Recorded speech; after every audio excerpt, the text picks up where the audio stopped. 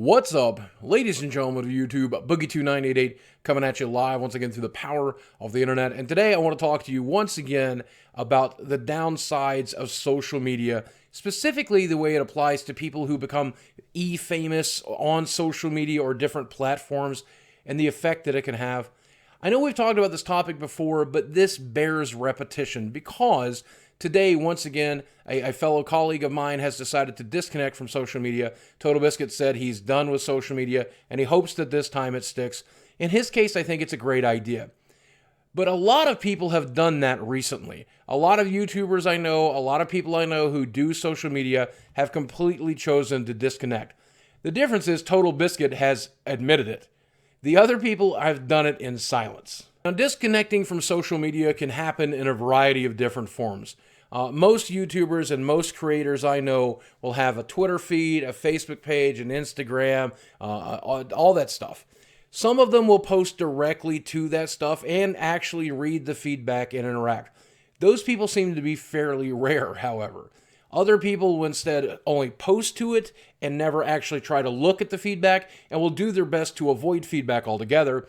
Even more people who can afford it will hire a social media manager who not only controls what they see that comes in, but they will control what goes out as well. And I think that's definitely the way to handle it, and a lot of YouTubers do exactly that. Now, I think it should be fairly obvious why you have to be careful about what you post.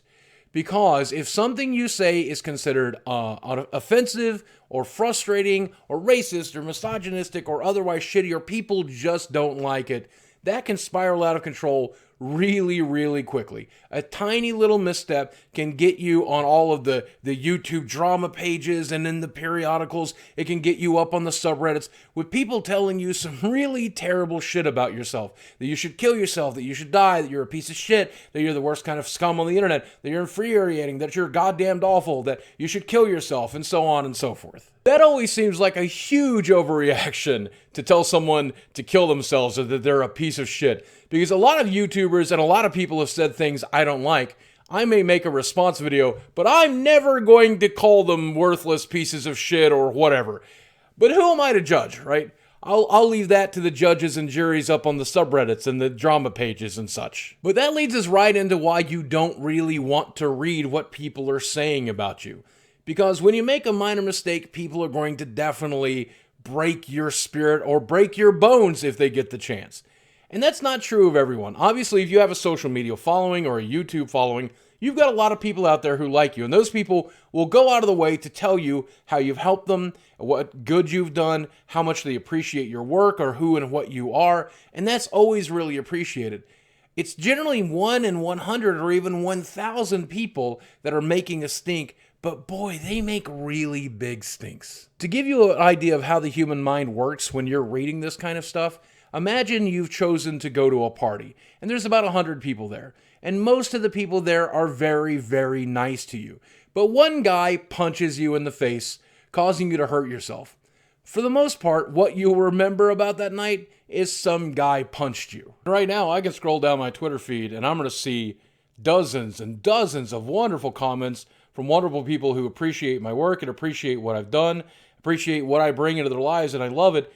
But this experience will be ruined by the one guy who tells me to kill myself. Now, I do pretty viciously use the mute feature on Twitter, so I don't see that stuff as often as I used to. I probably only see it a couple times a day, if that. But I do have to say, it kind of ruins the experience, and you can probably relate, because these days when you check Facebook, if you still check Facebook, you probably see something infuriating by a family member or a friend, and you're just tired of their shit. It's pretty much like that times 10. But if you will, let's imagine a world with no trolls and no haters and only normal, happy people. I only have 289,000 followers on Twitter, and I've only got about 250,000 people on my Facebook page. And my social media is fairly manageable, but imagine when you've got 500,000 or 1 million followers. I'm already getting more messages than I could ever possibly read in a day. I get more tweets directed at me in a 30-minute period than I could read in a 24-hour period. I am constantly bombarded by emails and Facebook messages and Twitter messages and messages here on YouTube.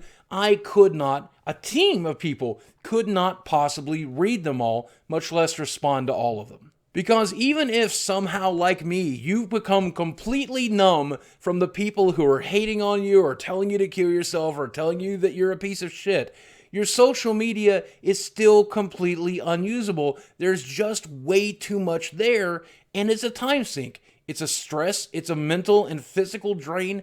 It will wreck you trying to keep up with it. The truth is, I think that for most people who have become e-famous of any type, they've had to distance themselves in some way from social media because it's unusable, it's unmanageable, and it's stressful. Maybe they've hired somebody to be the go-between, maybe they've hired people to help them with it, but nobody's doing it exclusively themselves, or if they are, they're doing a shit job of it like I am, because you can't possibly keep up with a fraction of what's being sent to you. And if you think you know the exception to that rule, chances are you actually know their publicist and not them. Some of the studies that have come out over the last couple of years have said that social media and our obsession with it has left the majority of us feeling more distant and more alone and more miserable than we've ever felt before. And I think that's true for everyone. Can you only imagine what it's like at this level of people commenting and talking about you? It sucks. Personally, I still spend about an hour a day reading YouTube comments and responding to people, tweeting out silly things and reading the responses to that. I still try to dedicate a good chunk of my time. Even though it does generally involve having to deal with some really shitty people, I really need the feedback from you guys. I need that positive feedback, and it fuels me for the rest of the day, and no hater could ever take that away from me. But I'm a very different person than other people. I think you could probably tell. But I give no grief to anybody who decides to disconnect from social media, whether they be e-celebrities or just regular Joes with 10 followers on Twitter and 5 friends on Facebook. If you decide to disconnect for whatever reason, stress or your health or just because you're bored of that shit and you'd rather interact with somebody in real life, you have my full support, and I think that you should get anybody's support if you choose to better yourself in that way. But that's just one man's opinion. I could be wrong. I have been known to be wrong before, and they let me have it on those subreddits. So let me know in the comments section below what you think. Do you use social media? Do you find it fun? Do you find it taxing? How do you deal with people who disagree with you and do so very aggressively in very nasty ways? I would love to read that stuff, and I promise you I will, about an hour a day, every day, until nobody cares to watch me on the YouTubes anymore. Guys, thanks for watching. I love you very much. I'll speak with you again soon.